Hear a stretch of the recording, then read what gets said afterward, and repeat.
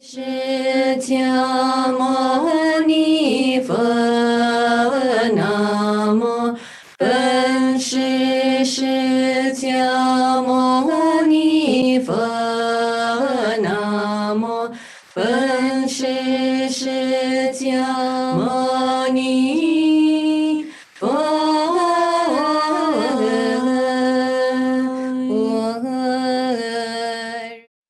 Arya Bhagawati Prasna Paramita Hidayat Sutra.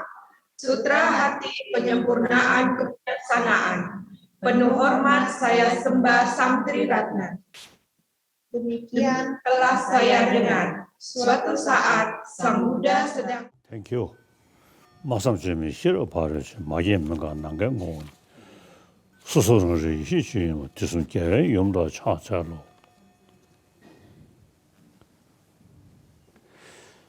या दादरी तो सबसे पहले तथागत जो प्रज्ञा पार में था उसको प्रणाम। और एशियन संघ के द्वारा और एशियन जो कुछ जो धार्मिक संघ हैं उनके अनुरोध पर मैं यहाँ 2 दिवसीय प्रवचन दे रहा हूँ। आज दूसरा दिवस है।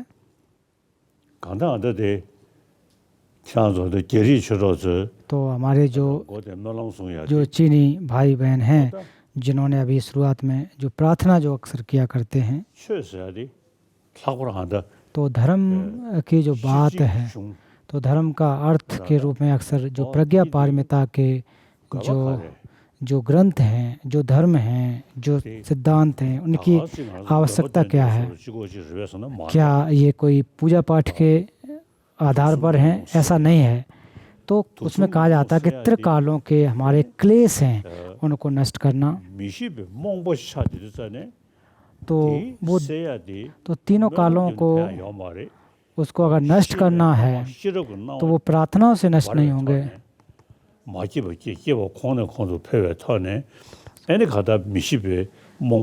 तो उसको बार बार धीरे धीरे जा कर के जो हमारी अज्ञानता के रूपी जो अविद्या है उसको नष्ट किया जा सकता है। तो उसमें बाहरी रूप से किसी प्रकार से हमारे व्यवधान या बाधा ना आए।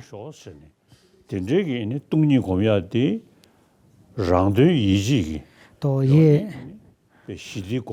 और आप जो स्वयं जो भी हो वो यही प्रयास करता है उसको कि अर्हत की प्राप्ति हो, लेकिन इतना मात्र न रह कर के विचार यही होना चाहिए कि सभी सत्यों के हित के लिए मैं बुद्धत्व की प्राप्ति करूंगा, सर्वज्ञता की व्याप्ति करूंगा।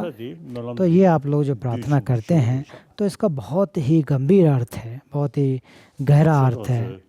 तो हमारे जब भाई बहन जब आप लोग जब प्रार्थना करते हैं तो मेरे मन में भी उसमें बदलाव आता है, एक प्रकार से एक दिल को छू जाता है। तो आज जो प्रवचन का विषय है माध्यमिक का अवतरण, इसकी वृत्ति है।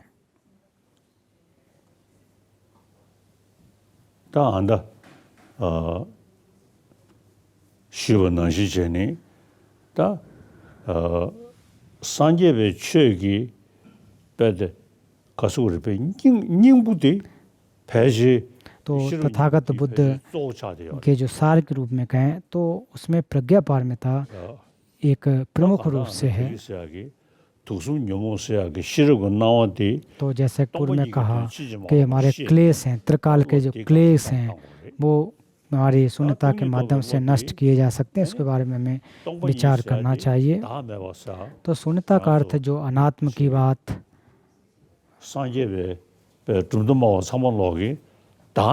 और जो भी सिद्धांत के लोग हैं, जो भी बौद्ध धर्म के सिद्धांत को मानते हैं वो अनात्म के सिद्धांत को मानने वाले हैं। सभी लोग अनात्म को मानते हैं और कहते हैं कि अनात्म जो आत्मा नहीं होती है। और फिर जो आत्मा की जो बात करते हैं आखिर वो किस प्रकार की होती हैं, तो इसको निषेध करने के लिए, अनात्म को समझने के लिए बहुत सारे व्यवस्थाएं होती हैं। इसमें स्वतंत्र लोग भी अपना दर्शन देते हैं, वैभाषिक भी कहते हैं, और जो भी चार आर्य सत्यों को मानते हैं वो सभी के सभी अनात्म को मानते हैं। सभी अनात्म को स्वीकार करते हैं कि आत्मा नहीं है। ते खासोदा लेखजा की चुयुग और विशेष करके जो संस्कृत परंपरा है तो कभी कभी इसको हम महायान और हीनयान शब्द उपयोग करते हैं, लेकिन मैं जो हीनयान महायान शब्द है वो मुझे अच्छा नहीं लगता है। इसका अर्थ ये लगता है कि जो कि अंतर पैदा कर रहे हैं। तो इसको क्या कहना चाहिए कि पाली परंपरा और संस्कृत परंपरा अगर कहें तो ज़्यादा अच्छा शब्द होता है, ऐसा मैं मानता हूँ। चाहे पाली परंपरा हो चाहे संस्कृत परंपरा हो, तो जो दुख है तो दुख हमारे अपने चित्त को परिशुद्ध न करने की वजह से दुख आते हैं। जो दुख और जो हमारे सुख हैं, और ये कोई बिना हेतु के आते हैं ऐसी बात नहीं है। तो चाहे सुख हो या दुख है, उनके हेतु होते हैं, प्रत्यय होते हैं, कारण हैं होते हैं।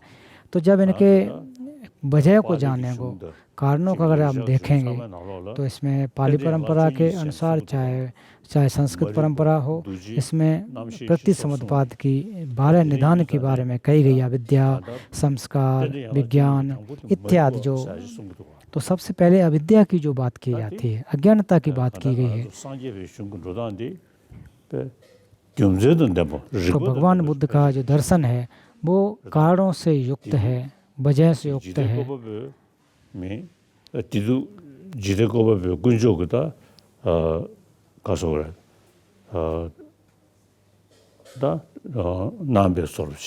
तो उसके अलावा लोग जो मानने वालों की लोग जो ईश्वर को मानते हैं, उनका कहना कि ईश्वर ने सुख दुख दिया। तो ऐसा नहीं है कि कोई बिना हेतु के, बिना वजह से सुख और दुख पैदा होते हैं। और भारत की जो प्राचीन परंपरा अहिंसा और करुणा, ये सभी परंपराओं में है। और बुद्ध से पहले भी अहिंसा और करुणा का सिद्धांत भारत में व्याप्त था। अहिंसा जैसे कि हम जानते हैं कि हत्या न करना किसी के, तो हत्या करने का मतलब है कि एक तो किसी के जीवन को छीन लेना, एक प्रकार से ईर्ष्या बस।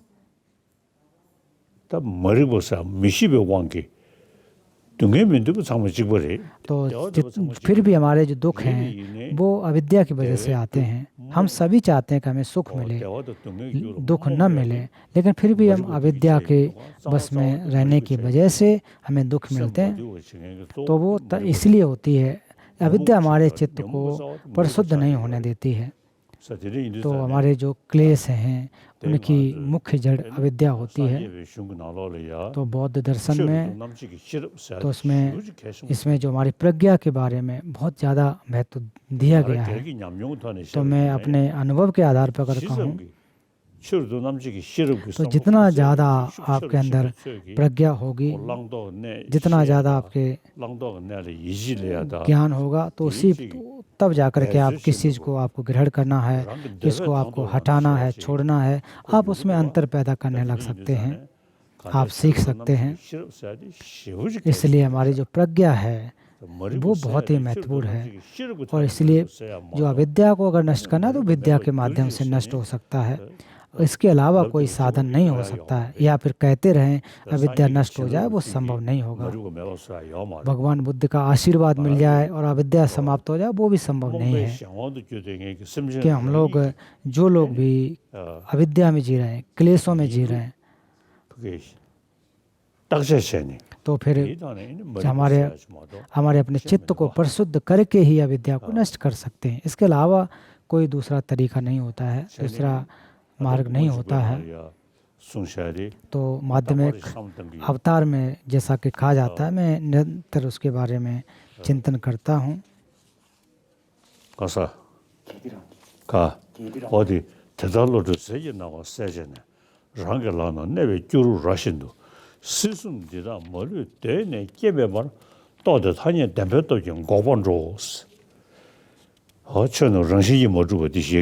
तो जितने भी धर्म हैं वो स्वभाव से सिद्ध नहीं है, जैसा कहा गया है। इस प्रकार बुद्ध रूपी किरणों से आलोक को स्पष्ट किया गया है। स्वहस्तगत आमले की भांति इन समस्त तीनों लोगों को आदित्य अनुत्पाद के रूप में अबोध कर व्यवहार सत्य के बल से निरोध में गमन करता है। तो इसका अर्थ ही है कि जो भी चीज़ें हैं वो स्वभाव से सिद्ध नहीं होती हैं। 드달로도 세게 나와 세제네스 랑글라나 네베 큐루 라신도 시숨데다 멀리 되네 게메 봐 तो थाने दंबेतो तो फिर इसमें कहा गया कि आत्ता अनुत्पाद के रूप में अबोध कर व्यवहार सत्य के बल में निरोध में गमन करता हूँ। तो इसके बारे में मैं निरंतर सोचता हूँ, चिंतन करता हूँ, अभ्यास भी करता हूँ। तो कई दशक जैसे हो चुके हैं मैं अभ्यास इसका करता आ रहा हूँ। तो इसमें यही कहा जाता है कि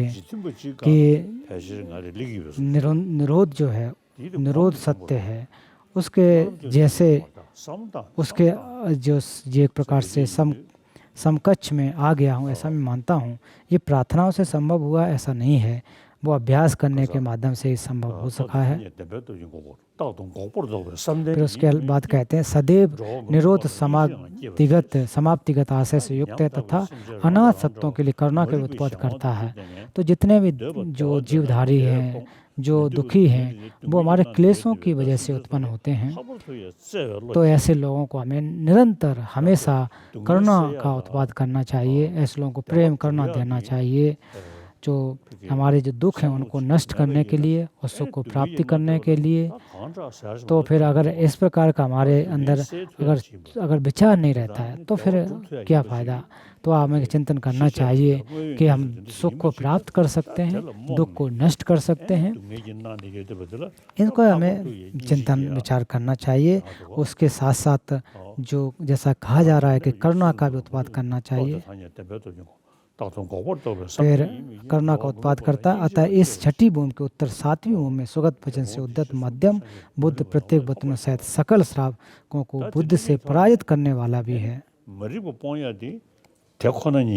और जो अविद्या को नष्ट करना है तो वो शून्यता के माध्यम से ही संभव हो सकते हैं।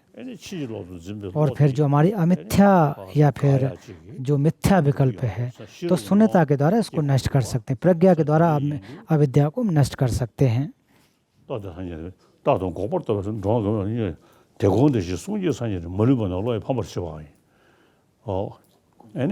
आगे कहते हैं समृद्ध और परमार्थ रूपी विशाल एवं शुभ्र पंखों वाला जन रूपी हंसों द्वारा सामने किया गया वह हंसराज तो शुभ पवन वेग के बल से जिन बुद्ध के गुणों वाले समुद्र के पास शीघ्र गमन करता है।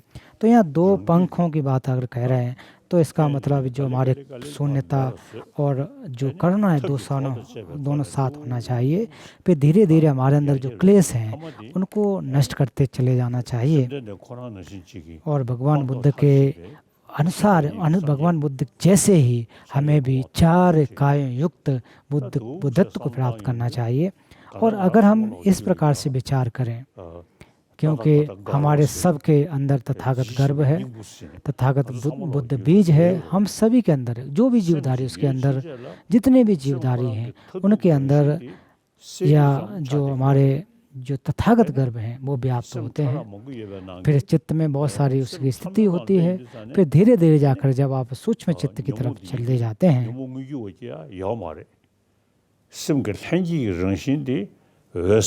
तो चित्त की जो प्रवास होता है या जो स्थिति होती है, जो उसकी एक प्रकार से उसकी स्थिति है वो प्रवासर होती है, हमें जानना चाहिए, स्पष्ट होती है, जानना चाहिए। तो जो हमारे क्लेश हैं वो क्षणिक होते हैं, लेकिन वो हमारे साथ हमेशा से जुड़े हुए हैं ऐसा नहीं होता है। लेकिन क्लेशों की वजह से, अविद्या की वजह से ये हमारे साथ जुड़े होते हैं। तो इसको प्रज्ञा के माध्यम से नष्ट किए जा सकते हैं, इनको हटाया जा सकता है।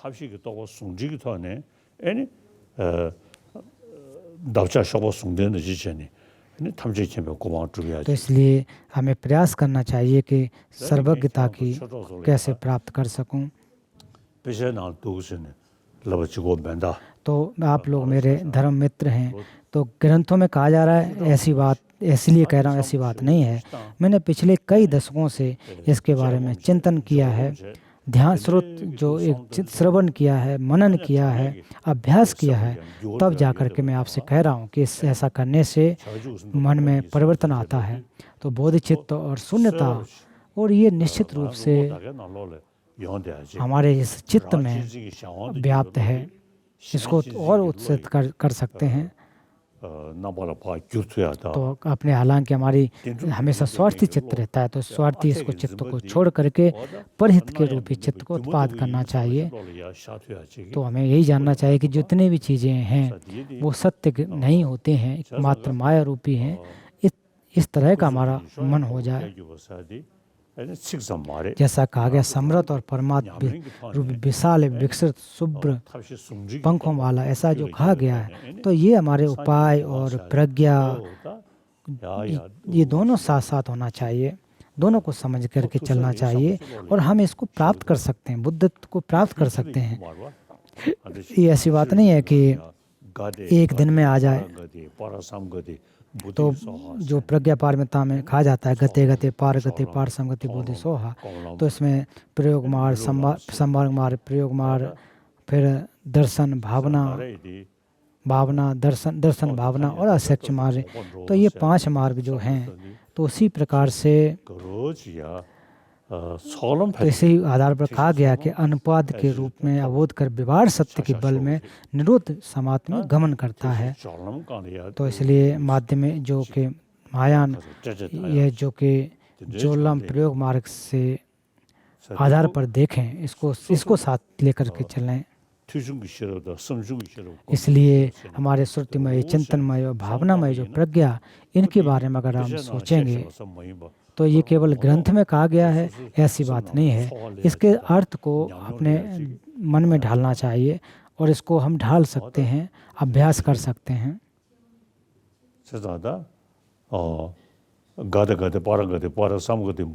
तो जो जैसा कि गति गति पार समगति बुद्धि सोहा, तो चित्त को, हमारे मन को, जो हमारी जो प्रज्ञा, उसको बराबर बढ़ाते जाना चाहिए। और हमें जानना चाहिए कि अभी हम अविद्या में जी रहे हैं, तो इसको बढ़ाए जा सकते हैं। तो इसको निरंतर अभ्यास करके हम जा सकते हैं। ऐसा नहीं इसको आप रख दो कि इसका अभ्यास न करो, तो वो संभव नहीं होगा। तो ये मैं आपसे कहना चाह रहा हूँ। जो हमारे धर्म मित्र हैं उनसे मैं कहना चाहता हूँ, ये मैं अनुभव के आधार पर कहता हूँ, आपसे मैं ये कहना चाहता, आपके साथ साथ साझा करना चाह रहा था।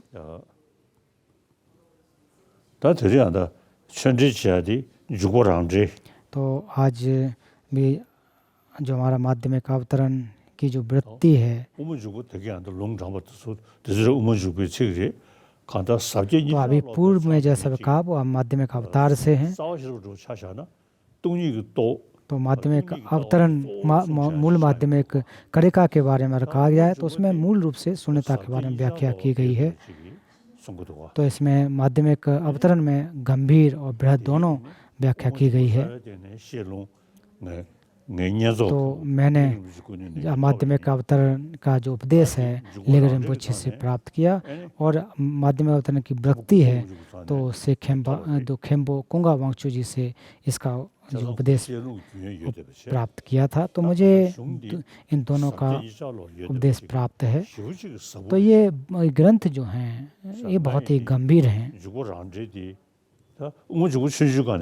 तो माध्यमिक अवतरण बचपन से ही मैंने इसको कंठस्थ किया था।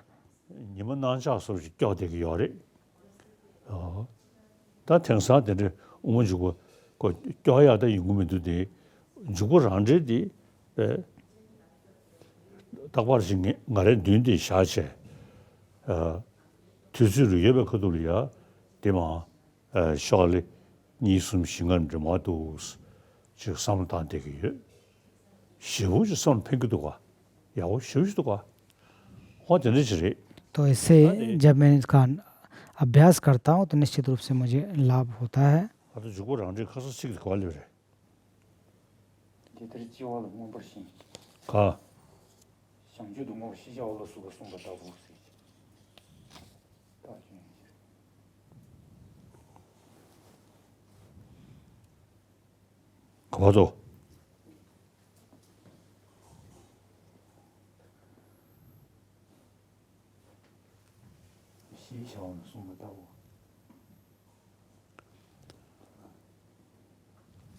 रवसे 남는 게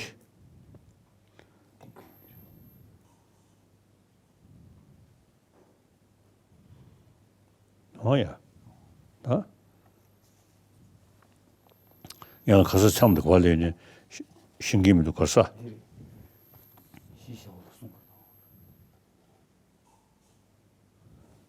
西松不得无说的，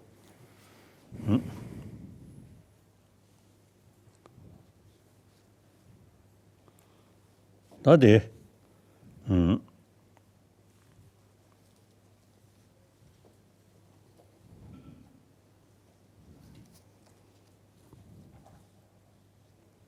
那你给没都。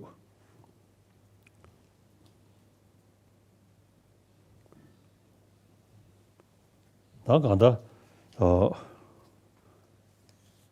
그래서 시수 못 되고 센스 몸버신 상주도 몸버신 시작 가 센스 몸버신对了 상주도 몸버신 시작으로 수고했습니다. 고도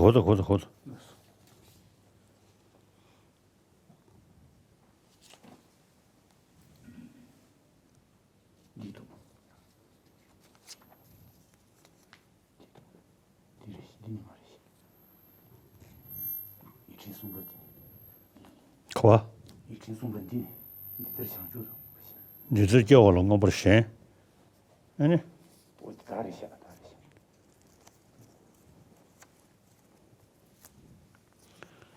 승승 버신 청주도 거 버신 뒤봐 시작으로 못 되고 तो कल से आगे कि इसके अतिरिक्त बोध तो लक्षण रहित है क्योंकि लक्षण के स्वभाव से निवृत्त है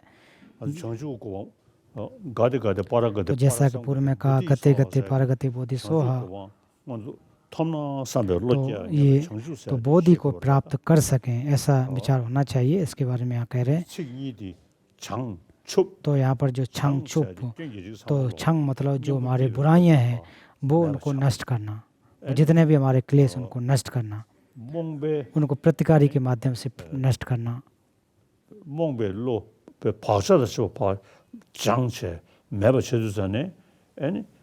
तो जितने भी हमारे अंदर आसक्तियां हैं जितने भी क्लेश हैं वो नष्ट हों उनको नष्ट करना चाहिए क्योंकि हमारी जो प्रवासवरता वो हमेशा रहती है तो इसके माध्यम से जितने भी चीज़ें उनको हम जान सकें उनको हम समझ सकें इसलिए बोधि का अर्थ यही होता है कि जो बुराइयां उनको नष्ट कर सकें गुण को धारण कर सकें तो इसके अतिरिक्त बोध तो लक्षण रहते हैं क्योंकि लक्षण के स्वभाव से निवृत्त है जो इस प्रकार का बोध है उसको बोध कहेंगे तो उसको स्वभाव से सिद्ध नहीं है स्वभाव से निवृत्त इसके बारे में कहते हैं न कि जैसा कही जाती है हे सुविक्रांत विक्रामिन उन धर्मों को जानने के कारण बोध सत्व कहा जाता है हे सुविक्रांत विक्रामिन उन धर्मों को जानने का बोध सत्व कहा जाता है हे सुविक्रांत जो कोई भी इन धर्मों को बिना जाने और बिना अवबोध किए स्वयं को बोध सत्व समझता उस बोध सत्व से बोध सत्व दूर है बोध सत्व धर्म उससे दूर है वह तो बोध सत्व के नाम से देव नर और असुर लोगों को छलकता है हे सुविक्रांत विक्रामिन यदि शब्द मात्र से बोध सत्व होता है तो सभी प्राणी भी बोध सत्व हो जाते हे सुविक्रांत विक्रामिन यह तो मात्र वाक नहीं है अपितु बोध सत्व भूमि है इत्यादि कहा गया है उक्त बोध सत्व को प्राप्त उस अवस्था में न केवल बोध सत्व शब्द से कहा जाएगा बल्कि 디더디 전주 선배 사후 시작으로 송보이노 지게 셰베 전주 기심 토바니 네고 될 전주 선배 자 코네 저거 뭐시도 마세기 셴야 디니 디시셰 원남게 리송하게 क्या कह रहे हैं कि यह तथागतों गोत्र में उत्पन्न है इसके सभी तीनों प्रयोगों को त्याग दिया गया है वह बोध सत्व श्रेष्ठ आनंद को धारण करता है और 100 लोक धातुओं को पूर्णतः हिलाने की शक्ति भी रखता है तो पृथक जन श्रावक और प्रत्येक बुद्धि की सभी भूमियों से अतीत होने के कारण और समंतभद्र तथा नामक तथागत भूमि के अनुगामी मार्ग से उत्पन्न होने से वह बोध सत्व तथागत बोध से उत्पन्न उस समय पुद्गल निरात्मा का प्रत्यक्ष रूप से साक्षात होने के कारण वह सत्काय दृष्टि संदेह शील और व्रत की चेष्टा को ग्रहण इन तीनों संयोग से सम्यक निवृत्त हो जाता है जिससे वे पुनः उत्पन्न होना हो सकें। तत्व न देख पाने वाले तो आत्मा पर आरोप करने से शिकायत दृष्ट होती है और उसी प्रकार संदेह के कारण वह अन्य मार्ग पर भी जा सकता है, किंतु इनसे भिन्न व्यक्ति नहीं। निश्चय के मार्ग में प्रवेश होने से उसको सहित गुण की प्राप्ति होती है और भूमि से असपक्ष दोष से निवृत्त होने के कारण असामान्य विशेष आनंद उत्पन्न होने से अधिक प्रमोदता बात वह बहुत सा श्रेष्ठ आनंद धारण करता है। विशेष प्रमोद होने के कारण इस भूमि को प्रमुखता इस नाम को प्राप्त हुई है। 100 लोकदातियों को हिला भी सकता है। तो ये जो हमारी पहली भूमि प्रमुदता है, उसके अर्थ को, उसके कारण हैं, क्यों कहा जाता है, क्योंकि हमारे अंदर जो अविद्या क्लेश हैं उसको हम वो नष्ट करके हमारे चित्त में एक प्रकार से एक बड़ी उम्मीद पैदा हो सकती है, ऐसा कहा जा रहा है।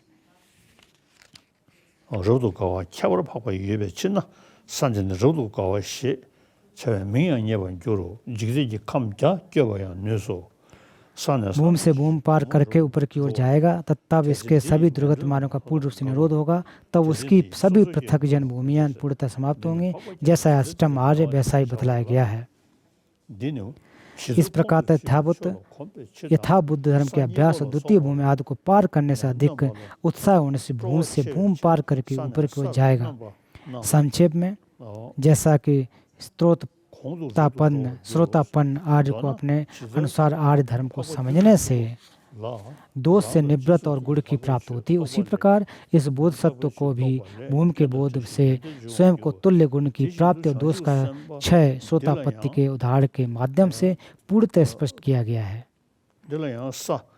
यह बोध सत्व तो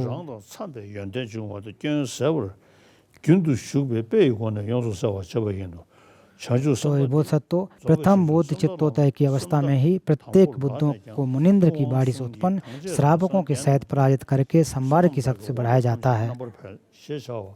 यह तो दूसरी विशेषता, जैसा कि आर्य मैत्री विमुख सूत्र में कहा गया है, कुलपुत्र जैसे कम उम्र का राजपुत्र शीर्षस्थ सभी वृद्ध अमात्यों से अविभाजित कुल में उत्पन्न होने के कारण बढ़कर होता है, उसी प्रकार अभी बोध से उत्पन्न करने वाले तथा तथागत रूपी धर्मराज के कुल में समागत आदि कर्मिक बोध सत्व बहुत लंबे समय से ब्रह्मचर्य का पालन करने वाले बूढ़े श्रावकों से बोधचित्त और महाकरुणा के बल से बढ़ चढ़कर हो जाता है। कुलपुत्र, जैसा कि सद्धा उत्पन्न श्रेष्ठ महागरुड़ के बच्चे के पंख की की शक्ति और नेत्रों की शुद्धता के गुण हैं, वे पूर्णतः बड़े हुए शरीर वाले उनसे भिन्न पक्षों में नहीं होते हैं। उसी प्रकार प्रथम चित्तत्व वाले महागरुड़ेंद्र तथागत के वंश में सम्यक रूप से उत्पन्न बोधसत्व रूपी महागरुड़ेंद्र शिष्य में जो सर्वज्ञता हेतु चित्तोत्पाद की शक्ति और महाकरुणता अध्यासय रूपी नेत्रों की शुद्धता का गुण है, वह तो 100,000 कल्पों से विरक्त सभी श्रावकों प्रत्येक बुद्धों में नहीं होता है इत्यादि कथन के अनुसार है।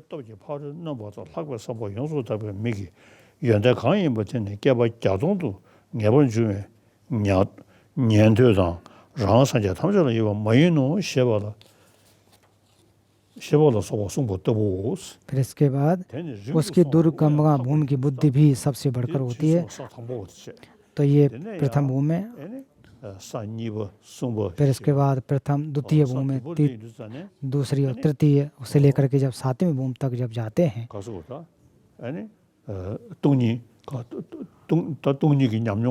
और जो हमारे शून्यता के अनुभव हैं वो क्रमशः उत्तरोत्तर होती रहती है और हमारी जो सत्यग्राह्यता है वो वहाँ नष्ट हो जाता है। यहाँ इससे कहा जाता है, तो आर्य 10 भूमि सूत्र में भी कहा गया, हे आदरणीय जनपुत्र, ऐसा है जैसे राजकुल में उत्पन्न राजपुत्र जो राजा के लक्षण से युक्त है, पैदा होते ही राज्य का स्वामी होने से सभी मंत्रियों के समूह से बढ़ चढ़कर होता है, न कि स्वयं की बुद्धि के विचार के कारण।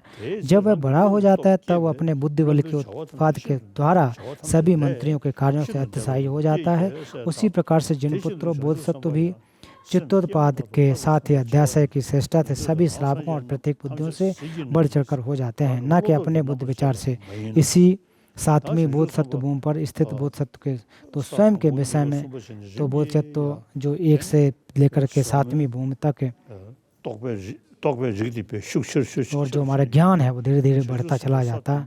तो तो इसी सातवें इस बोध सत्य भूमि पर स्थित बोध सत्य की तो स्वयं विषय में ज्ञान की श्रेष्ठता में स्थित होने सभी श्रावकों और प्रत्येक बुद्धों के कार्यों का अतिक्रमण कर जाता है।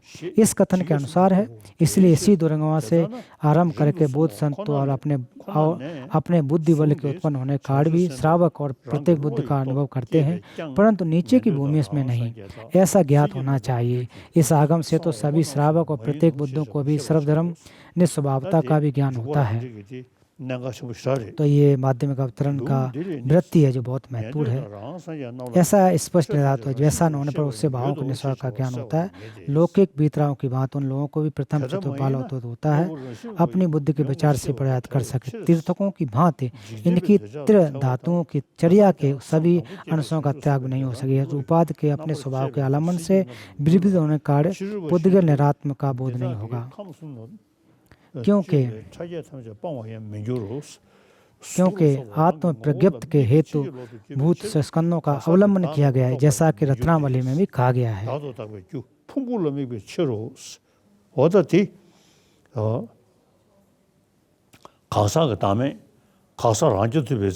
तो हमारे जो अनात्म को प्राप्त मात्र करने से जो हमारे जो पुद्गल आत्म की जो सत्यग्रहता है उसको भी नष्ट करने की आवश्यकता रहती है। पुद्गल आत्म का बोध नहीं होना था, क्योंकि आत्म प्रगति के हेतु स्कंदों का अवलंबन किया गया है।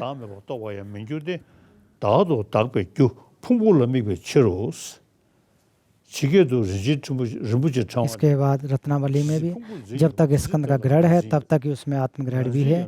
आत्मग्रहण होने से फिर कर्म और उससे जन्म होता है। तीनों मार्गों में आदि मध्य और अंत विहीन यह संसार चक्र अलात मंडल की भांति परस्पर सहेतुक चक्कर लगाता रहता है, क्योंकि तीनों कालों में अपने दूसरे और दोनों के रूप में नहीं दिखता है। तब आत्मग्रहण का क्षय हो जाता है। उसके बाद कर्म और जन्म का भी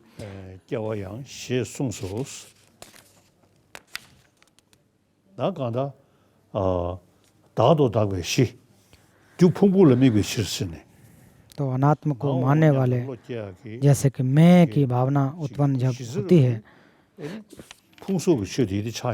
तो वो हमारे स्कंद इत्यादि जो धर्म हैं उसकी वजह से होते हैं, जैसे कि ब्रह्म नेत्र बल से अलात।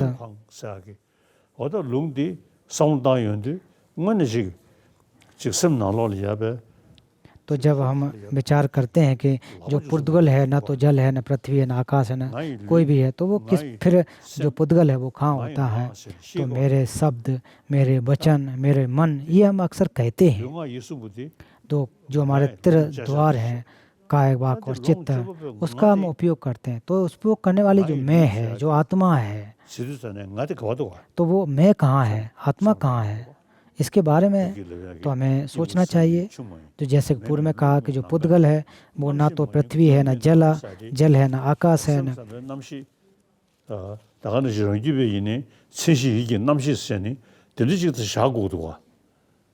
तो अगर ऐसी बात है तो अगर इससे हटकर के अगर कोई चीज़ प्राप्त होती है तो वो मैं होनी चाहिए, लेकिन कोई भी मैं या स्वतंत्र रूप से आत्मा प्राप्त नहीं होती है।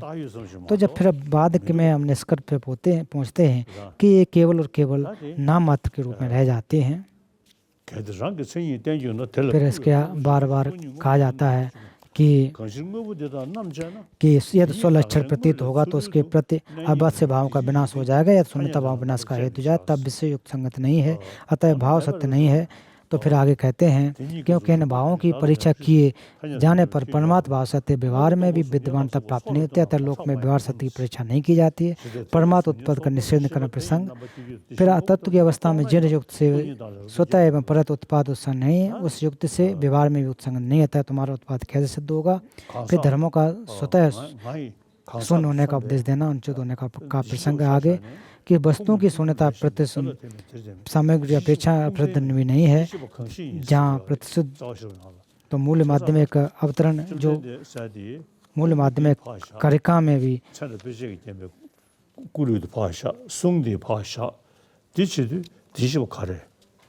तो इसमें कहा जाता है कि जो स्कंद नहीं है और स्कंद से भिन्न नहीं है, स्कंद उसमें भी नहीं है और वह उसमें भी नहीं है, तथागत स्कंद युक्त नहीं है, फिर तथागत क्या है? तो मूल माध्यमिक कारिका का ये आप देखें तो जिसको भी हम 민두 사바지가 코다 쇼윤데 데르데네 딱베 다다 따지면 사바지 로로 랭구도가 다도 딱베 주 풍불로 미베 제로스 지 리지처 치지 지버지 yang chidha mingni chubha yin gyami फिर आगे कहते हैं जैसे नेत्र ब्रह्म से आलात चक्र दिखता है वैसे इंद्रियां भी विषयों को वैसा ही ग्रहण करती हैं सभी इंद्रियों और इंद्रियों के विषय पंचभूतों के स्वभाव वाले माने गए हैं प्रत्येक भूत के वास्तव में न होने से यह वास्तव में अर्थहीन है सभी भूत परस्पर भिन्न होंगे तो बिना ऊर्जा की अग्नि जैसे होंगे संग्रह में लक्षण का अभाव होता है और शेष के भी विषय में यही निर्धार है इसी तरह दोनों प्रकार से सभी भूतों के अर्थहीन होने से उनका संग्रह निरर्थक हो जाता है और संग्रह के अर्थहीन होने से वस्तु रूप भी अर्थहीन होगा विज्ञान वेदना संज्ञा और संस्कार में प्रत्येक के स्वभावतः पूर्णतः अर्थहीन होने से ये परमार्थतः भी अर्थहीन है तो जो मैं जो हमें आवेशित होती है वो हमारे स्कंदों के आधार पर उत्पन्न होती है तो ये जो आखिर के ये जो आधार है वो मैं जो है आत्मा जो है उसका कोई आधार नहीं है उसका कोई स्थान नहीं होता है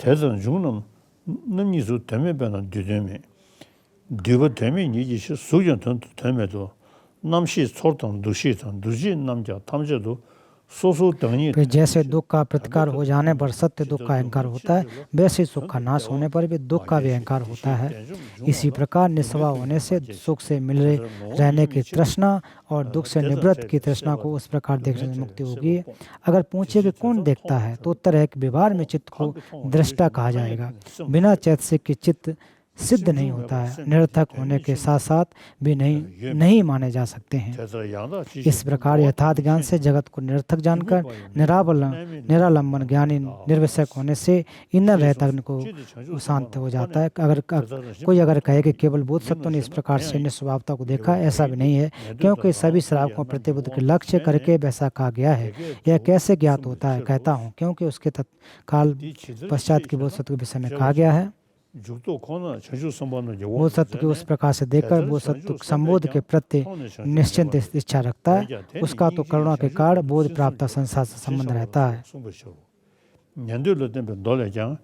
इसी प्रकार श्रावकों को लिए देशना दिए सूत्रों में भी श्रावकों द्वारा क्लेशाव के त्याग के लिए रूप को फेन पिंड की भांति वेदना को बुलबुले की भांति संज्ञा को मरीच की तरह है सभी संस्कारों को कदली स्तंभ के जैसे और विज्ञान को माया की भांति सूर्य मित्र त्राकर ने कहा है इत्यादि से फेन पेंड बुलबुला मरीच जल कलदली स्कंद माया आदि के उदाहरण सभी संगत को ऐसी अर्थ को देशना आर्य चरणों से की है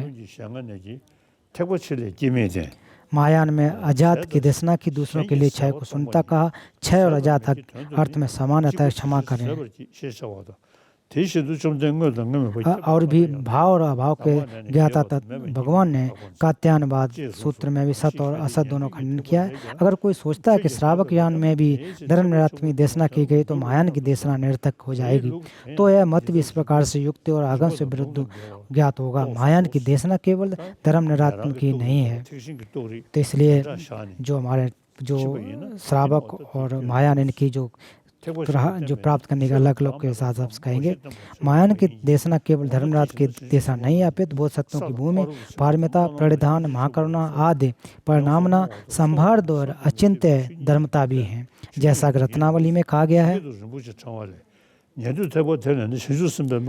उस श्रावक यान में बोध सत्व के परिधान चर्या परिणामना न कहे जाने से उसमें बोध सत्य कैसे होंगे बोधचर्या में अवस्थित होने के लिए सूर्य पिटक में नहीं कहा गया है सूत्र पिटक में नहीं कहा गया है किंतु मायान में कहा गया है अतः विद्वानों को उसे मान लेना चाहिए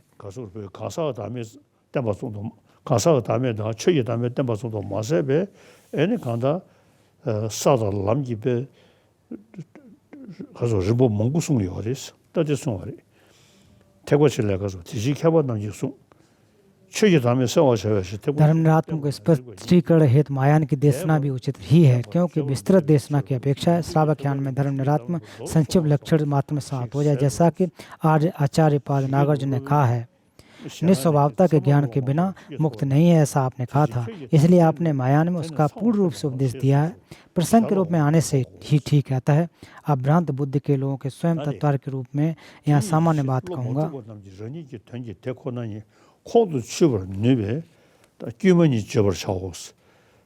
उस समय उसको संबोधि बोधि का प्रधान तथा उत्साही दान ही होगा।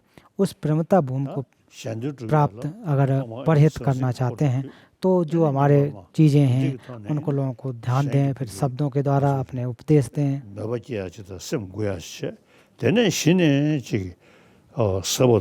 फिर उसके बाद जो हमारे गंभीर मार्ग हैं उनको बताएं, उनको सिखा सकें।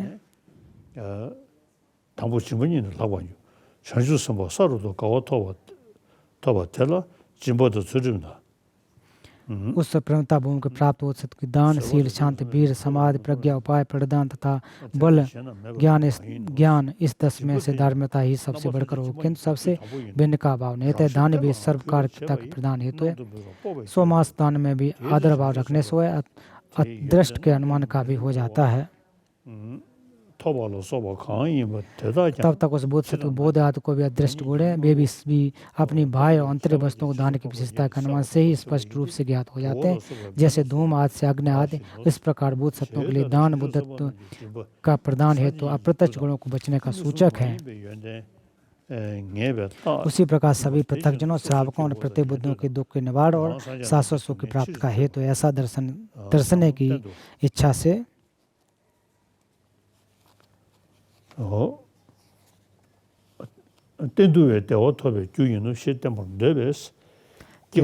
ये सभी लोग सुख की अभिलाषा करते हैं, किंतु सभी लोगों को सुख भी बिना संपत्ति के नहीं मिलता। संपत्ति को भी दान से उत्पन्न जान करके मुन से सर्वप्रथम दान की बात कही है। ऐसा कहा गया है, सबसे पहले दान की बात। तो हम लोग सभी लोग धन के प्रति आसक्त हैं, तो उसके बारे में कहते हैं ऐसा कहा गया, भूख, प्यास, रोग, ठंड आदि से प्रतिपक्ष दुख के निराकरण मात्र हैं। सांसारिक सुख की उत्पत्ति के हेतुओं के प्रतिबंधक मात्र से स्वत्व प्रवाह की परिक्रमाकार उपघात का निवारण सुखात्मक नहीं है। उसी में लोक अत्यंत अभिनिवेश करता और उस सुख चाहने वाले का भी सुख तो दुख के प्रतिकार के स्वभाव का है। अब लक्षित विषय का भोग दुख का प्रतिपक्ष है और विपरीत स्वभाव वालों का बिना भोगे उत्पाद नहीं दिखेगा। वे स्वयं विषय जो दुख के निवारण के हेतु हैं भी दान से उत्पन्न पुण्य कर्म वस्तु का संचय किए लोगों को नहीं प्राप्त होंगे। ऐसा जानकर भगवान ने सारे संसार के मन के स्वभाव को जानते हैं। शील आदि सभी विषय में सर्वप्रथम दान के विषय में कहा गया है। अब तो दानी प्राणी के शील से अनुरूप न होने पर भी अपने कार्य के अनुकूल होने से दान का महात्म्य बताने के लिए कहा गया है।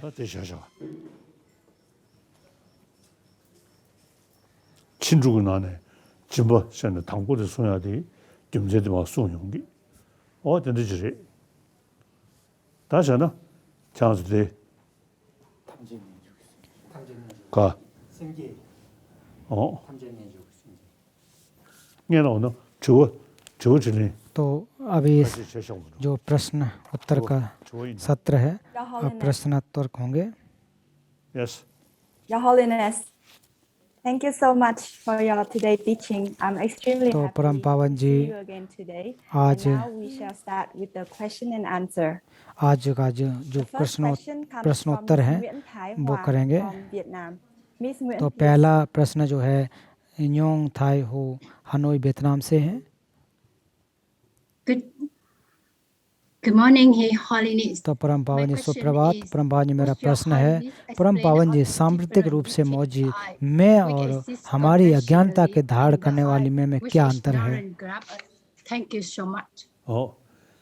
사득이 쉬어들이 나이 셈 तो जैसा कि पूर्व में कहा कि मेरा मन, मेरा शरीर, मेरा काय, तो इसको एक प्रकार से ग्रहण करने वाले, धारण करने वाले कोई तीसरा कोई फैक्टर है जो कि इस पर आरोपित है, ऐसा हमें प्रतीत होता है।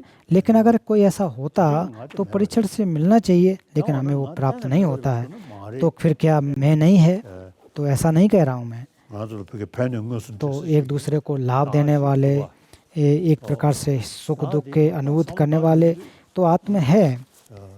लेकिन जब इसके बारे में हम सोचते हैं, जब इसके बारे में हम कहते हैं 저거 개장생은 거신거보다는 이들은 내님들 다녀서 나버리 재미있어. 센터 수나들이 제 강당 나사지 파도스 가란조로리야 베 라보 찬스 예들지. जैसे कहा गया है 나이 셈스네. कि मेरा मन मेरा विचार और मेरे चित्त तो ये कहते हैं, लेकिन जब इसको परीक्षण करें तो प्राप्त नहीं होते हैं।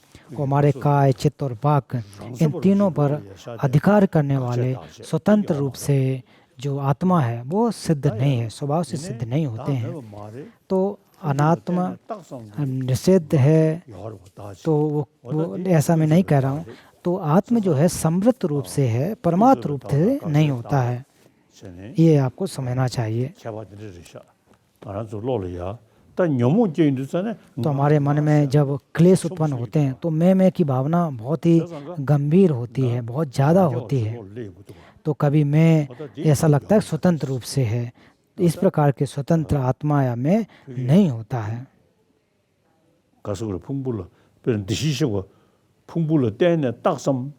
तो जो कि जहाँ तक तथागत की बात करें तो वो केवल और नाम से आरोपित मात्र होते हैं, ऐसा समझना चाहिए।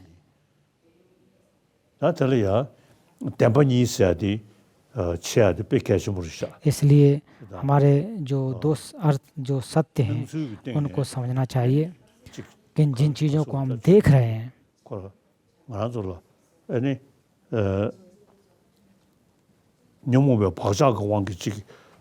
और एक तो हमें जो हमारे क्लेशों की आसक्ति की वजह से, लगाव की वजह से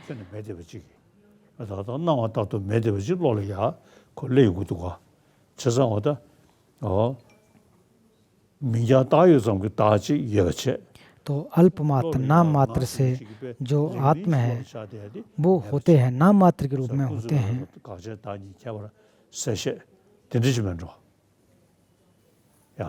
तो शायद इस तरह से आपको समझना चाहिए। Thank you, Your Holiness. Our second question is from Miss Rensi from Indonesia. तो अगला प्रश्न रेंसी जकार्ता इंडोनेशिया से हैं। परम पावन जी, क्या आप कुशल एवं अकुशल कर्म के बारे में और व्याख्या कर सकते हैं? अगर इसके बारे में संक्षेप में अगर कहूँ तो अगर जो अच्छे अर्थ जो अगर अच्छा होता है वो अच्छे हेतु की वजह से होते हैं, जो बुरे होते हैं जो हमें दुख मिलता है वो हमारे बुरे हेतुओं की वजह से आते हैं। क्योंकि हम सभी लोग जो हैं वे कभी भी हम लोग जो है सुख चाहते हैं, दुख नहीं चाहते हैं। तो दुखों के जो हेतु हैं उनको कम करना चाहिए। पुण्यों के हेतुओं को, पुण्यों के जो वजह हैं उसको हमें ज़्यादा से ज़्यादा पैदा करना चाहिए। अकुशलता के जो हेतु हैं, जो बुराइयों के जो पे हमारे दुखों के जो कारण उनको कम करें। और हमारी जो वजह है, ज़्यादातर हमें जो दुख आता है वो मैं की ग्राह्यता की वजह से पैदा होते हैं। तो इसके लिए हमें बुद्ध चित्त का अभ्यास करना चाहिए। तो इसलिए जो सुख आता है वो कुशल कर्मों की वजह से, जो दुख है वो कुशल कर्मों की वजह से आता है। फिर इसके बाद अगला प्रश्न। Thank you, Your Holiness. We will now have Miss Panusa Bonsri. तो आप पानुसा बोंसरी थाईलैंड से हैं जो आपसे प्रश्न पूछेंगे। สวัสดีค่ะ सवाडिकाप। Your Holiness. तो आजकल दुनिया में बहुत से लोग मानसिक स्वास्थ्य के मुद्दों से जैसे अवसाद, चिंता और पैनिक अटैक का सामना कर रहे हैं। इन समस्याओं से निपटने के लिए हम में से प्रत्येक क्या कर सकता है? Thank you.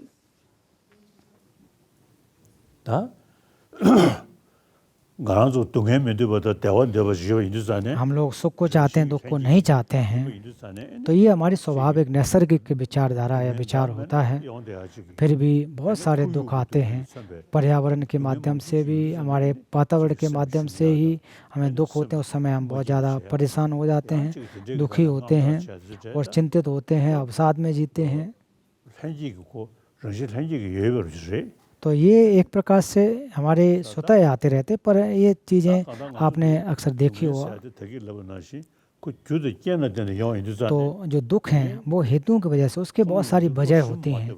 तो जब भी आप कष्टों को देखें, जब भी समस्या को देखें, तो आप हतोत्साहित न हों, अपने मन को न गिराएं।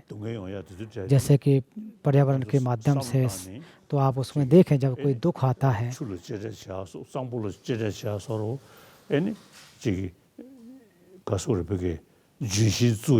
तो उसके जब तो समय हमें पेड़ पौधे इत्यादि लगाते हैं, जब जलवायु में परिवर्तन होता है, तो उस समय हम क्या करते हैं कि पेड़ पौधे लगाते हैं, इत्यादि कार्य करते हैं कि जिससे जो समस्याएं और ज़्यादा ना हों, जैसे कि पर्यावरण का संरक्षण करते हैं। ऐसे भी कार्य होते हैं कि हमें, इसकी वजह यही है कि हमें सुख की प्राप्ति हो सके। और धार्मिक तरीके से अगर देखें तो हम सुख चाहते हैं, दुख नहीं चाहते हैं। तो उस समय हमारे दिल में एक आत्मविश्वास पैदा हो, और फिर हमारे जीवन, धर्म और मृत्यु के जो दुख हैं उनसे मुक्ति पाने के लिए हम प्रयास करते हैं। और जहाँ दुख के जो दुखों को नष्ट करने के लिए, सुख को प्राप्त करने के लिए हमें अपने कोशिश करना चाहिए। अगर आप हतोत्साहित रहेंगे तो फिर कोई फ़ायदा नहीं होगा। आप हतोत्साहित न हों, प्रयास करें, अभ्यास करें। जो ईश्वर को मानने वाले हैं तो वो कहते हैं कि हम सभी लोगों को ईश्वर ने बनाया हुआ है। वो अगर ईश्वर ने बनाया तो वो प्रेम और करुणा से ओतप्रोत हैं।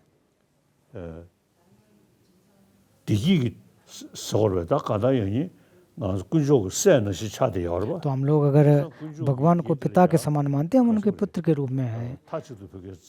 तो इसलिए, और फिर जो उनके ईश्वर के प्रति, जो भी व्यक्ति ईश्वर के प्रति श्रद्धा रखते हैं, तो फिर हम गलत कैसे कर सकते हैं? जो ईश्वर को मानने वाले हैं, जो ईश्वर को मानते हैं, भगवान को मानते हैं। लेकिन बौद्ध धर्म के अगर बात करें, तो बौद्ध धर्म के अनुसार अगर बात करें तो जो सुख और दुख है हमारे कर्मों की वजह से आते हैं। तो जो भी हमने जो कर्म है वो खुद हमने किए हैं। ऐसा नहीं है किसी ने हमारे अंदर जो क्लेश डाल दिए हों, दुख डाल दिए हों, ऐसा नहीं हो सकता है। तो जो भी दुख हैं उसको, जो उसके हेतु हैं, उसको नष्ट करने की कोशिश करना चाहिए। तो हो सके तो आप थोड़ा सा बड़े इसको जो सोच है वो खुली रखें, प्रयास करें, और दुखों से अगर नष्ट हो, दूर जा सकते हैं, दुखों को नष्ट कर सकते हैं, प्रयास करना चाहिए। हम लोग जब पैदा हो जाते हैं तो फिर अंत में मृत्यु होना है, मृत्यु को प्राप्त होना। उससे पहले बीमारी, बुढ़ापा इत्यादि के जो दुख होते हैं तो उनका हमें सामना करना है। तो इससे आप चिंतित रहें तो इससे क्या फ़ायदा होगा? ये सत्य बात। तो बोधचर्या अवतार में भी कहा गया है कि किसी चीज़ का अगर आप सुधार कर सकते हैं तो चिंतित क्यों होते हैं? अगर किसी चीज़ में सुधार नहीं कर पाओगे तो फिर चिंतित होने की क्या फ़ायदा? तो अगर किसी चीज़ को आप समाधान नहीं कर सकते हैं तो उसमें चिंतित होने से कोई फ़ायदा नहीं है। ये सत्य बात है, ये नैसर्गिक है। Next.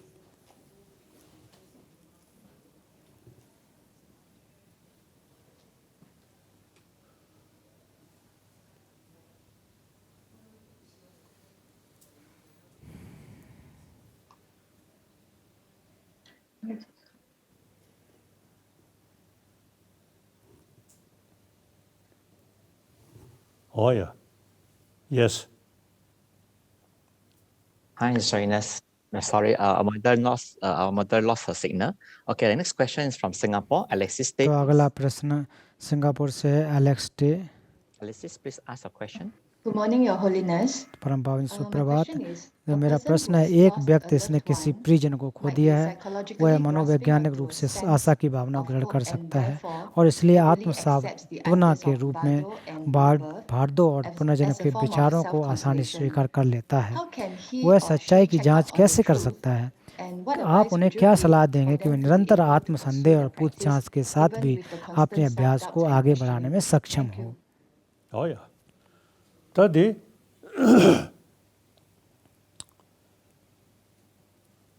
tos samlubha tos dangi inar ba अगर इसके बारे में अगर आप चिंतन करते हो, अगर सोचने वाले हो कि हमारे जो शरीर है हमारे माँ बाप के शुक्राणु और अंडाणु की वजह से ये आया है, तो केवल शुक्राणु और अंडाणु के मात्र से मिलने मात्र से व्यक्ति बन जाए ऐसा नहीं हो सकता है।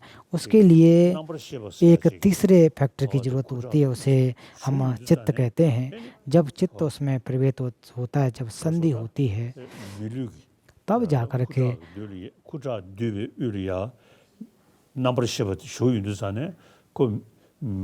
तब जाकर के उसके मनुष्य की संज्ञा दी जा सकती है।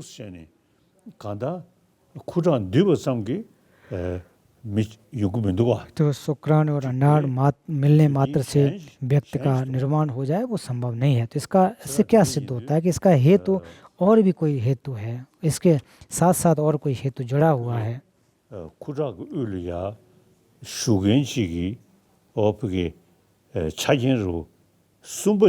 तो इन शुक्राणु और अंडाणु के अलावा भी तीसरा एक हेतु है।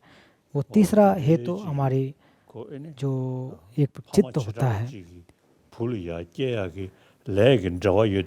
तो एक कोई माँ है, माँ बाप है, जब उसके बच्चे जब पैदा होते हैं तो उस समय निश्चित रूप से गर्भ में जो चित्त की एक संधि होती है, तभी जाकर के किसी व्यक्ति का एक प्रकार से जो उत्पाद कह सकें या उसका नाम दिया जा सकता है। कि आप देख सकते हैं कि बहुत सारे छोटे छोटे बच्चे पूर्व जन्मों को याद कर सकते हैं, याद होता है, जिन्हें स्मृति रहती है। तो सबसे पहले हमें जानना चाहिए कि हमारा जो शरीर है मूल हेतु से और सहयोगी हेतुओं से बना हुआ होता है। तो इसके पूर्व में अगर आप चलते जाओ, उसके अगर ऊपर चलते जाओ, अगर आदि की तरफ जाओ, तो बहुत लंबे समय तक या फिर इसका आदि प्राप्त नहीं होता है। तो जो चित्त है वो भी पूर्व के चित्त की वजह से यहाँ पर आया हुआ, जो अभी का चित्त है वो पूर्व चित्त की संतति की वजह से आता है। तो इसलिए तंत्र में भी इसके बारे में बहुत सूक्ष्म चित्त के बारे में व्याख्या की गई है। तो सबसे पहले जो सूक्ष्म जो स्थूल चित्त हैं वो नष्ट होते हैं।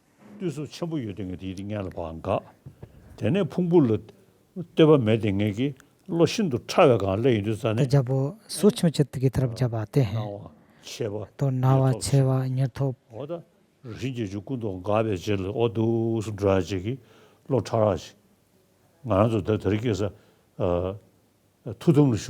तो आजकल जब थुकदम की बात जो की जाती है,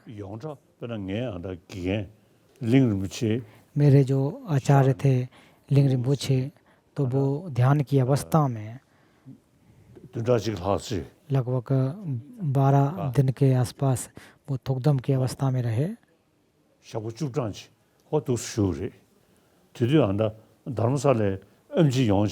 फिर उसके बाद धर्मशाला में चिकित्सक आए तो उन्होंने कहा इनकी तो मृत्यु हो चुकी है,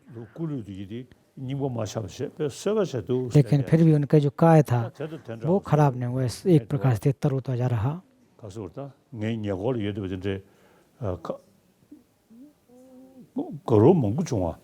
तो मेरे जान पहचान के बहुत सारे लोगों के साथ ऐसी घटना घटित हुई है। तो चिकित्सा के आधार पर इसको मृत कहा जाता है, लेकिन फिर भी हम बौद्धों के अनुसार उसमें सूक्ष्म चित्त रहता है।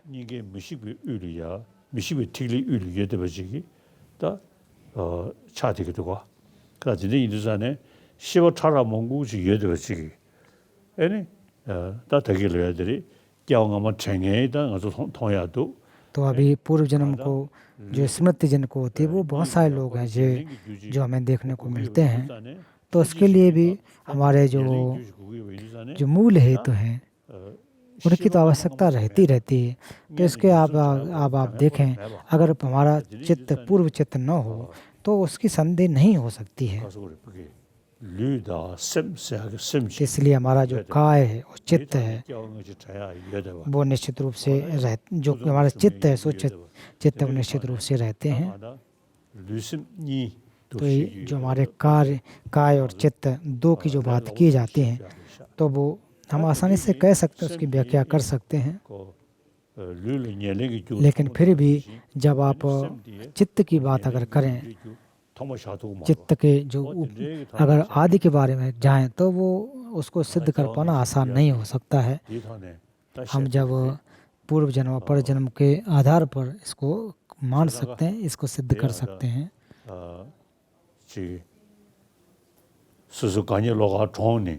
तो आपके जो भी नज़दीक जो व्यक्ति जिनका निधन हो जाता है, जो अपने प्रियजन को खो देते हैं, जो दुखी हो जाते हैं, तो उस समय आपको चिंतित होने से कोई फ़ायदा नहीं है, दुखी होने से कोई बहुत ज़्यादा लाभ नहीं होगा।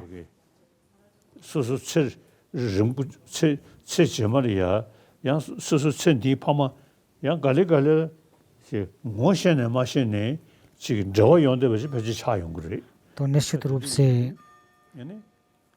अभी के जो जीवन के अभी जो भी मित्रगण हैं, जो माँ बाप हैं, तो भले वो न जाने, लेकिन एक तरह से उनका संबंध आगे जीवन में तो रहता है।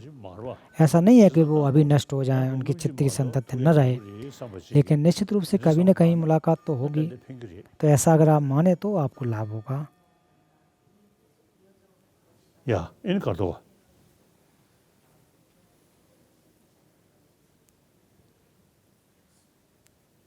Thank you, Your Holiness. Now we invite Miss Chan. अब अगला प्रश्न चाओ सी पिंग कुआलालंपुर मलेशिया से, वो 5वां प्रश्न पूछेंगे।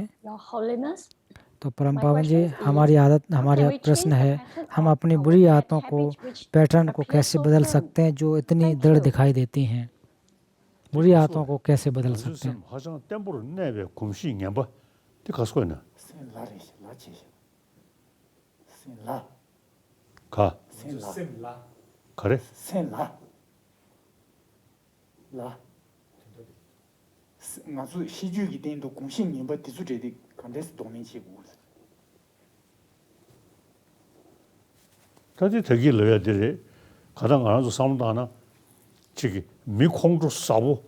तो जैसा कि पूर्व में कहा कि जो बहुत ज़्यादा कोई क्रोधी व्यक्ति है, सुबह वो बहुत ज़्यादा क्रोध करे, लेकिन धीरे धीरे वो अच्छा व्यक्ति बन जाता है, या फिर जो अच्छे व्यक्ति जो मन वाला होता है, तो उसके बहुत सारी ऐसे हेतु प्रत्यय मिल जाते हैं, तो वो क्रोधित हो जाता है। तो मन में परिवर्तन तो हो सकता है निश्चित रूप से।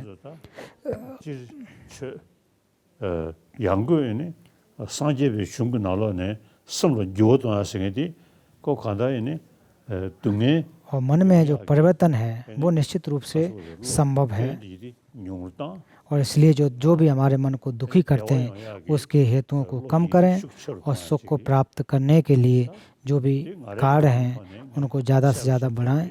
तो मैं इसको अपने अनुभव से कहता हूँ, स्पष्ट रूप से कहता हूँ।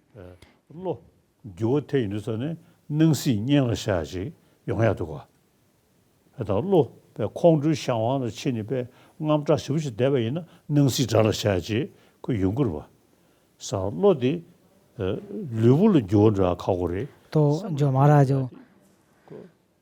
जो शरीर है उसमें परिवर्तन करना थोड़ा कठिन है, लेकिन हमारे मन में परिवर्तन करना आसान होता है। तो परिवर्तन अगर करना चाहें तो वो निश्चित रूप से बहुत सारे एंगल्स को देखना चाहिए, बहुत सारे वजह को देखना चाहिए, अच्छी तरह से आकलन करना चाहिए, तब जाकर के हम परिवर्तन ला सकते हैं।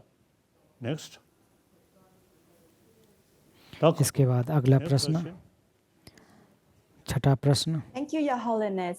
Our next question comes from Ho Chi Minh City. अगला प्रश्न हो ची मिन्ह सिटी दो वांग त्रिन। तो ये प्रश्न पूछेंगे। तो परम पावन जी सुप्रभात। बुद्ध की शिक्षाओं से मैं जानती हूँ कि हमें मृत्यु के समय लोभ नहीं रखना चाहिए। कृपया सलाह दें, मृत्यु के समय मुझे किस मंत्र का पाठ करना चाहिए और उस समय की तैयारी के लिए मुझे क्या करना चाहिए?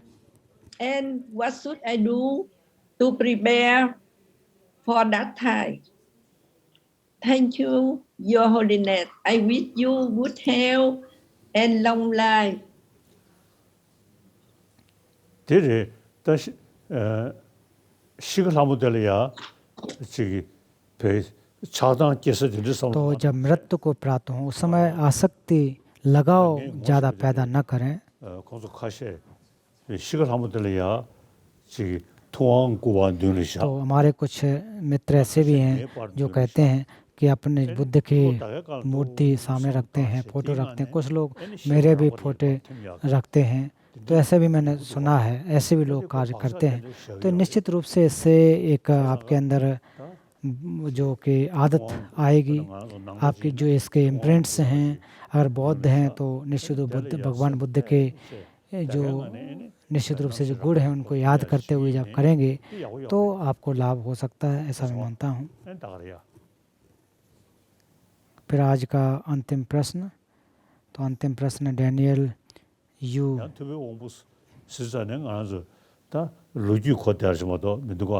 तो जब बुद्ध की बात करें तो वो केवल ऐतिहासिक तौर पर देखते हैं।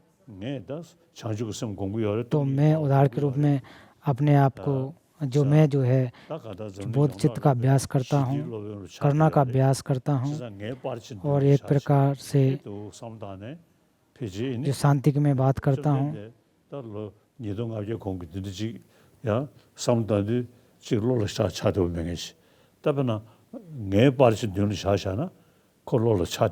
तो जैसे कि आप मुझे जानते हैं जिसमें आप श्रद्धा करते हैं, अगर आप श्रद्धा कर रहे हैं तो अगर मेरा भी अगर फ़ोटो रख लें तो आपको तसल्ली मिलेगी, निश्चित रूप से फ़ायदा होगा। ये मैं कह रहा हूँ तो थोड़ा अजीब सा है, लेकिन आप श्रद्धा जैसे रख रहे हैं तो श्रद्धा के अनुसार आप ये कर सकते हैं।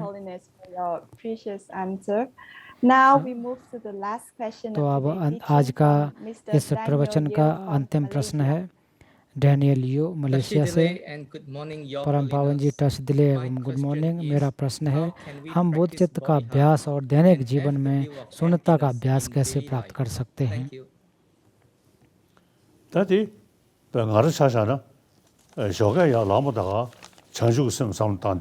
तो जैसे मैं अपना उदाहरण दूं, सुबह जैसे ही उठता हूं बोध चित्त का अभ्यास करता हूं, तो उसमें कहा जाता कि जो बोध चित्त का जो अभ्यास है तो अपना हित करना चाहते हैं तो बोध चित्त से हट करके नहीं है, अगर दूसरों का हित करना चाहते हैं तो भी बोध चित्त जैसा कोई अभ्यास नहीं है।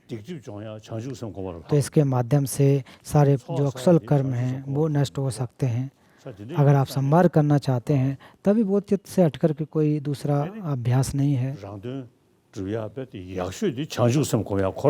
तो परहित करना अगर चाहते हैं तो उसके लिए बोध चित्त सबसे महत्वपूर्ण अभ्यास है।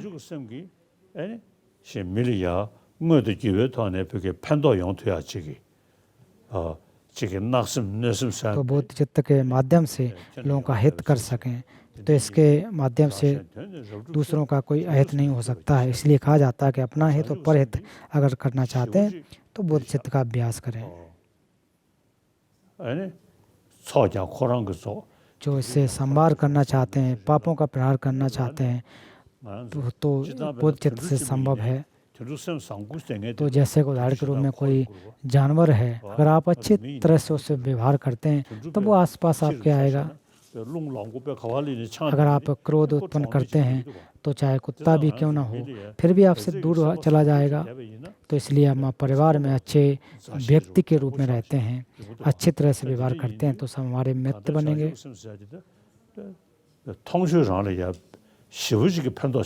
तो बोध चित्त है जो सबसे श्रेष्ठ है, सबसे ज़्यादा लाभदायक है। तो उसके अलावा दूसरा प्रश्न का दूसरा अंग जो शून्यता की जो बात करें कैसे अभ्यास करें, तो ऐसे व्यक्ति जिनका मन विचलित होता है तो मैं की भावना जब आती है, मेरा हो रहा है, मेरा नुकसान हो रहा है, तो मैं कहाँ है, तो उसको जब आप परीक्षण करें तो फिर वो प्राप्त नहीं होता है, प्राप्त नहीं होगा। तो जो मैं जहाँ पर पैदा होती है तो उस पर आप परीक्षण करेंगे, तब जाकर के जब इसकी कोई स्वतंत्र सत्ता नहीं होगी तब आपको एहसास होगा कि निश्चित रूप से, और जब जो पुद्गल निरात्म स्थूल के अभ्यास करें तो लाभ होगा, ऐसा मैं मानता हूँ।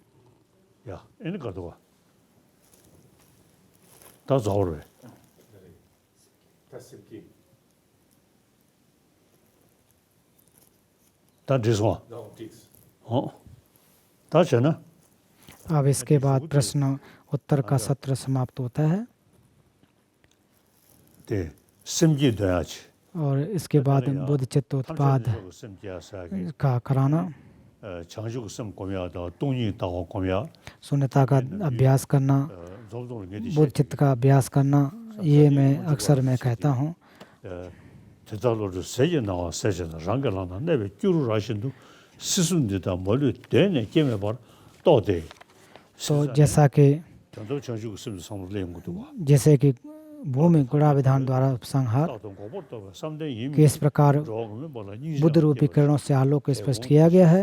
स्वस्थ हस्तगत आमले की बात इन समझती इन लोगों को आद्यतनवाद के रूप में अबोध कर व्यवहार सत्य के बल से निरोध में गमन करता है। फिर इसके अलावा सदैव निरोध समाधिगत आशय से युक्त तथा अनाथ सत्यों के लिए करुणा का भी उत्पाद करता है।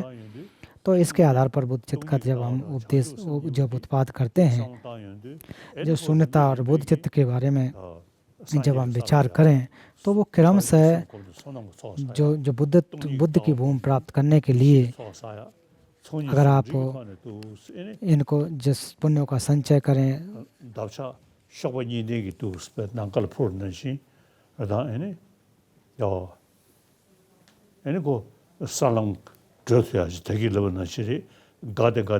तो जैसा कि पूर्व में कहा कि गते गते पार गते, तो पार गते की बात जब कहते हैं वो एक प्रकार से एक नए जैसे हो जाते हैं। तो जैसा मैं अक्सर कहता हूँ गते दूसरे जो आते हैं, तो पहला तो प्रयोग संवर्ग मार्ग, दूसरा प्रयोग, तो मैं जोलम के यह प्रयोग मार्ग पर आ गया वैसा मैं मानता हूँ, उसको प्राप्त कर लिया है। ऐसा नहीं है कि इसको प्राप्त नहीं किया जा सकता है, जो आप इसको प्राप्त कर सकते हैं, संवार दर्शन इत्यादि को प्राप्त कर सकते हैं। तो फिर गते गते पार संगते बोधि सोहा, तो बोधि जब कहते हैं तो कोई बाहरी तरफ से हमें विचार नहीं करना है कि किस तरह से हम अभ्यास कर सकते हैं, किस प्रकार से। तो मैं इसका निरंतर अभ्यास करता हूँ, तो इससे अभी के लिए लाभ होता है, अंत के लिए लाभ होता है। तो चाहे कितने भी समस्याएं क्यों न पैदा हो गई हों, लेकिन तो फिर भी उसके अलावा ये चिंतन करना चाहिए कि जितने भी जीवधारी वो माँ के समान सत्व हैं। तो अगर ऐसा सोचोगे तो सबके प्रति आप जो प्रेम है वो उत्पन्न होगा, कोई भी आपका शत्रु नहीं होगा। हमेशा आप सभी लोगों को अपने मित्र के भांति माने, तो इससे मन की शांति को प्राप्त करने में लाभ होता है।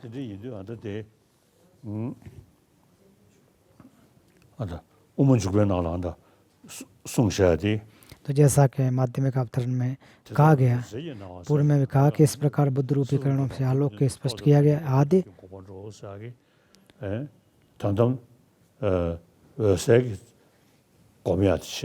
तो परमार्थ जो कि प्रभास्वर है उसको विचार करना चाहिए।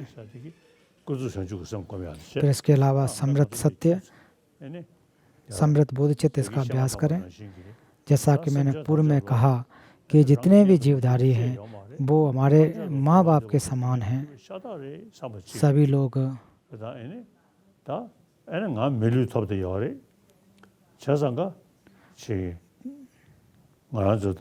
तो हम लोग अभी मानव जीवन को प्राप्त हुए हैं,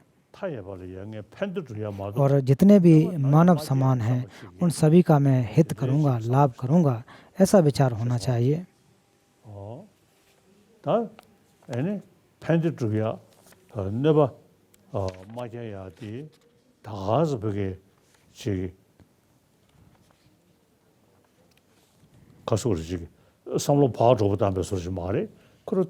तो इसलिए हमें दूर नहीं सोचना है, अभी के बारे में हमें सोचने की आवश्यकता है कि जो दुखों के जो कारण हैं, तो दुख किस वजह से आते हैं, तो दुखों जो आने की जो वजह है उसके प्रतिकारी का उपयोग करके दुखों को नष्ट कर सकते हैं। तो इसलिए जो हमारे आगे कहा जाता है कि जो क्लेश और और जो कर्म है इनको नष्ट करके ही बोधि की प्राप्ति की जा सकती है। इसलिए हमारे जो 4 आर्य सत्य हैं, 4 आर्य सत्यों को जो व्याख्या की गई है वो प्राप्त हो सकते हैं, उनको हम प्राप्त कर सकते हैं। इसलिए मार्ग को जाने और जो हमारे जो क्लेश जो हमारे पहले तो दुखों को समझना चाहिए, मार्ग को समझना चाहिए, तो फिर उसके बाद जो दुखों को जान लोगे तो फिर जो हमारे एक समुदाय है, समुदाय को एक बार आप समझ गए तो बार बार जानने की आवश्यकता नहीं है। तो इसी प्रकार से 4 आर्य सत्यों से अलग अलग उसके आकार, अलग अलग उसके अभ्यास होते हैं। तो इनमें एक सार के रूप में, एक गंभीरता के रूप में व्याख्या की गई है। तो तथागत बुद्ध को मानने वाले जो भी शिष्य उनके शिष्य हैं, चाहे पाली परंपरा को मानने वाले हों, चाहे संस्कृत परंपरा को मानने वाले हों, सभी जो 4 आर्य सत्य हैं लगभग समान रूप से हैं, भगवान बुद्ध का उपदेश है, ऐसा मानना चाहिए।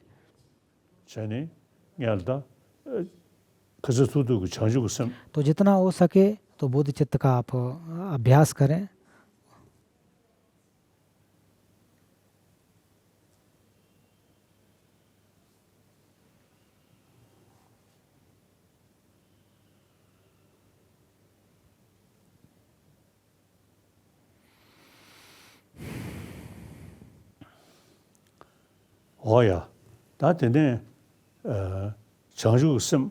तो जो ध्यान कर रहा है, बोध चित्त का अभ्यास कर रहा है, वो कहाँ है? तो इसको जब परीक्षण करें प्राप्त नहीं होगा। तो ऐसा नहीं है कि वो मूल रूप से नहीं है, तो वो केवल और केवल हमारे चित्त के द्वारा आरोपित है। जैसा हमें परिलक्षित होता उसी प्रकार से उसका अस्तित्व नहीं होता। इसके बारे में हमें चिंतन करें, इसके बारे में ध्यान लगाएं।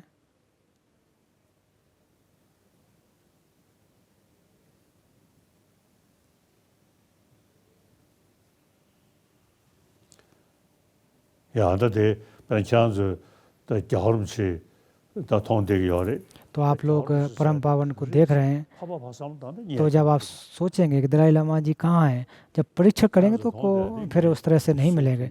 तो आप मेरे रूप को देख रहे हैं, मेरे वचनों को या मेरे शब्दों को सुन रहे हैं, और मेरे चित्त किस प्रकार से है तो आप उससे अंदाज लगा सकते हैं। लेकिन दलाई लामा जो कह रहे हैं परम पावन जो हैं वो कहाँ हैं, वो आप परीक्षण करोगे तब भी प्राप्त नहीं होगा।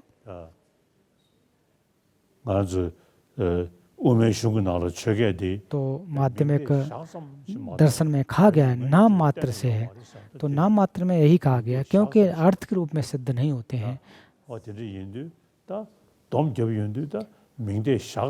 तो जब सार के रूप में कहेंगे तो नाम मात्र से हैं।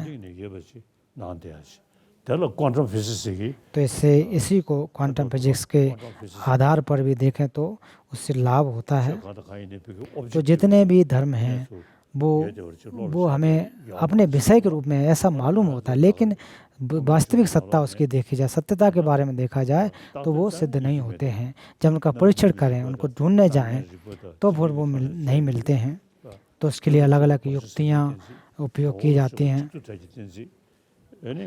फिर आधार पर एक प्रकार से एक और बहुता अलग अलग युक्तियों का उपयोग करके जब किसी चीज़ को ढूंढते हैं वो प्राप्त नहीं होते हैं।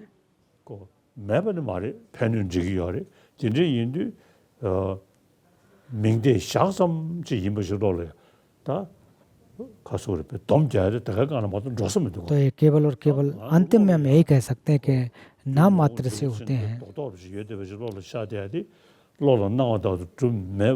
तो जैसा हमें दिखाई देते हैं वो उसी प्रकार से सत्ता में नहीं होते हैं, उसी प्रकार से अस्तित्व में नहीं होते हैं। तो ये हमें जो परमार्थ बोध चित्त है उसका एक आधार है, ऐसे समझना चाहिए।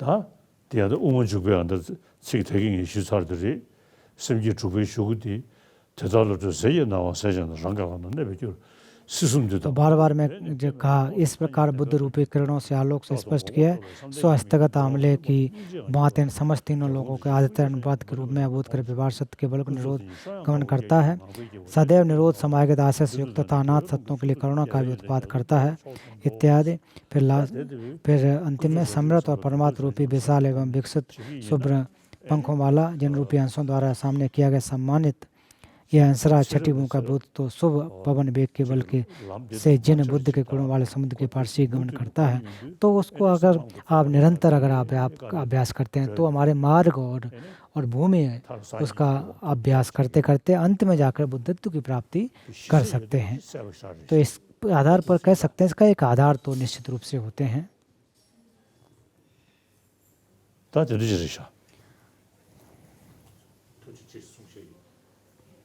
इसके बाद अंत में ये जो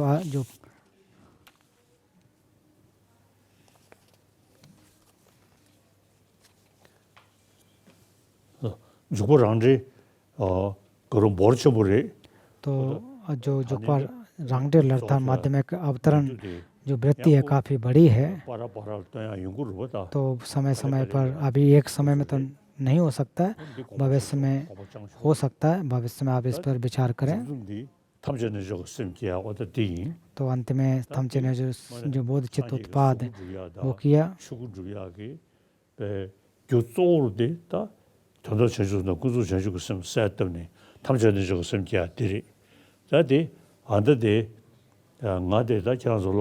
तो मैं अभी आपका गुरु हूँ और गुरु के समक्ष आपने जो बोध चित्त का उत्पाद किया तो उसको आप निरंतर रूप से अभ्यास करते रहें और निरंतर अभ्यास करें जो थमचे नेंजुर उसको आप निरंतर अगर अभ्यास करते हैं तो धीरे धीरे जा कर के आपके मन में परिवर्तन होगा आपके मन में निश्चित रूप से एक अच्छी भावना पैदा होगी ऐसा मैं मानता हूँ मैं अपना उदाहरण दूं कि मैं कोई 86-87 वर्ष का हो चुका हूँ तो मैं निरंतर इसके बारे में विचार करता हूँ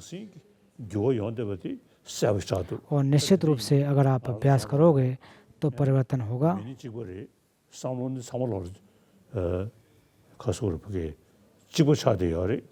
तो हम मनुष्य के तौर पर देखें तो हम सभी समान हैं और अगर अपनी प्रज्ञा का अपने मन का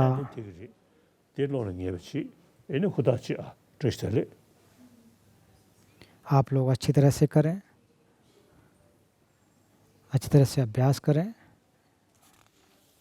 अंत में एक प्रकार से जो विदाई भाषण कहें क्लोजिंग स्पीच मिस विनी के द्वारा परम पावन जी 2 दिवसीय कार्यक्रम के लिए धन्यवाद हम लोग आचार्य चंद के रचित माध्यमिक अवतार ग्रंथ का प्रवचन पाकर लाभान्वित हुए हम परम पावन के ये हमारा एशिया टीचर का ये we have changed it to Asia teaching through the kindness of your guidance. तो परम पावन जी आपके सानिध्य से we express our gratitude to your तो हमारे जितने भी ऑर्गेनाइजर हैं उन सभी का धन्यवाद देता हूँ परम पावन के कार्यालय एशिया साइप्रस आयोजन समझकर प्रवचन की सफलता शामिल सभी अनुवादकों का धन्यवाद करता हूँ हम परम पावन के लंबे जीवन के लिए अपने पुण्यों को समर्पित करते तथा आपकी सभी मनोकामना शीघ्र पूरा हों और साथ ही विश्व स्तर पर सभी का अच्छे स्वास्थ्य की कामना करते हैं अब विश्व धीरे धीरे महापरिश ठीक हो रहा है अंत में हम आदरपूर्वक परम पावन से अनुरोध करते हैं कि आप हमें हर साल प्रवचन देते रहें हम आपके छात्र और सभी प्राणी ज्ञानोदय तक अपने सभी जीवन काल में आपकी शिक्षा के प्राप्त में सक्षम हों And I'm already looking forward to next year Asia teaching. And I believe everyone in this call is. Thank you, Your Holiness. परम पावन जी आपका बहुत बहुत धन्यवाद हम बहुत आपको दो संबोधन आदेश संतोष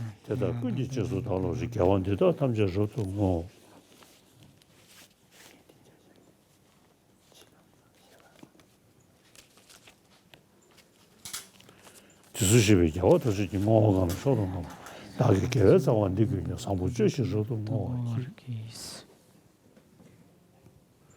오야 투시 सभी का धन्यवाद।